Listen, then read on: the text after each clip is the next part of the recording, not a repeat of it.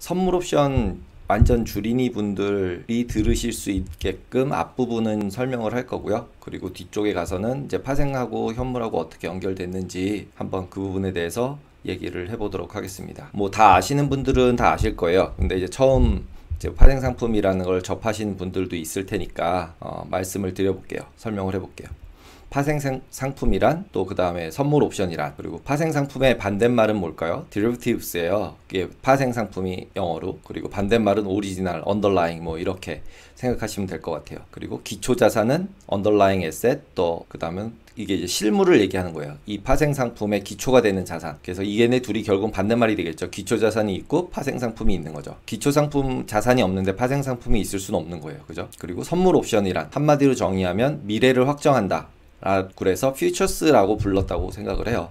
기프트가 아니잖아요. 한국말로는 선물이 기프트인데. 그리고 이제 옵션은 선택이잖아요. 그래서 선택이라는 건 보험이다. 이렇게 그냥 제가 간단한 말로 정의하면 한 이 정도 된다라고 말씀을 드릴 수 있습니다. 그러면 일단 선물을 한번 알아볼게요. 실물과 파생 상품과의 관계를 알아야 될 거 아니에요. 우선적으로. 그래서 실물이 있으면 사과가 있어요. 그럼 봄에 사과나무에 사과가 없잖아요. 근데 가을에 사과가 열리는 거를 미리 계약을 하는 거예요. 왜 미리 계약을 할까요? 재배하는 사람이랑 사서 이걸로 뭐 주스를 만드는 사람이랑 먹는 사람이랑 서로 니즈가 다르잖아요. 그럴 때 날씨가 어떻게 될지 모르는 불확실성, 이런 부분들을 미리 넘기고, 그 다음에 대신에 또 사는 사람들은 그때보다 좀 더 비싸질 것 같거나 아니면 이제 미리 살 약속을 해놔서 많이 사는 약속을 해서 좀 싸게 살려고 뭐 이런 이유들로 미래의 가격을 미리 결정해서 지금 실제 계약을 하는 거예요. 그래서 실제로 파생 상품이란 건 계약이고 약속이에요. 그래서 이 약속을 어기면 안 되는 거죠. 그리고 이렇게 해서 선물 같은 경우는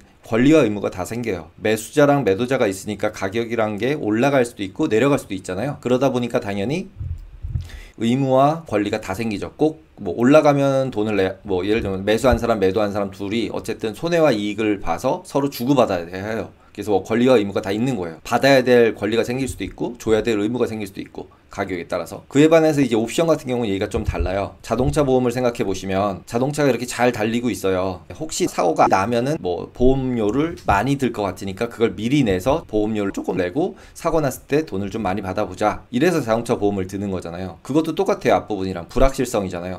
사고가 나면 받고 싶은 거죠. 그리고 사고가 안 나면 대신에 보험료를 다 날리는 거잖아요. 근데 앞에랑 조금 틀린 게 매수자는 권리만 있고 매도자는 보험사잖아요. 그래서 매도자에게는 의무만 있어요. 왜냐하면 프리미엄 받았으니까. 그래서 시간과 그 미래에 대한 이 시간의 불확실성을 실제로 계약을 통해서 서로 미래에 어떻게 주고받자고 하는 계약이고 약속이 파생 상품이다. 이렇게 보시면 될 것 같아요. 그러면은 이 불확실성이라고 앞에서 말씀을 드렸는데, 불확실성은 결국은 가격 결정 요인이에요. 불확실하기 때문에 어떤 파생 상품, 약속의 가격이 나오는 거죠. 그럼 현재 가격이 제일 중요하겠죠. 현재 100원인데 미래에 200원 낸다, 300원 낸다, 400원 낸다. 뭔가 이유가 있을 거 아니에요. 그쵸? 나중에 미래의 가격을 미리 결정하는 데에 대한 이유. 그거의 기준이 되는 게 현재 가격이겠죠. 그 다음에 시간이 있어요. 얼마나 걸릴까? 이게 1년 뒤에 바꿀래? 아니면은 뭐 6개월 뒤에 바꿀래? 아니면 하루 뒤에 바꿀래? 또 그 다음에 아까 사과 같은 거는 그때까지 미리 만들어진 다음에 보관비가 될 수도 있고, 뭐 금 선물 이런 것들은 또 금을 보관해야 되고, 기름은 또 기름을 보관해야 되고, 이런 보관 비용들. 그 다음에 뭐 금융 자산이라고 생각하면은 빌려서 살 수도 있기 때문에 이자가 발생할 수도 있고, 그리고 주식인 경우는 배당이 발생할 수 있고, 그 다음에 뭐 이제 뭐 부동산 같은 경우는 실제로 거기서 나오는 뭐 임대료 같은 것들을 이용해서 이런 파생 상품을 만들 수도 있어요.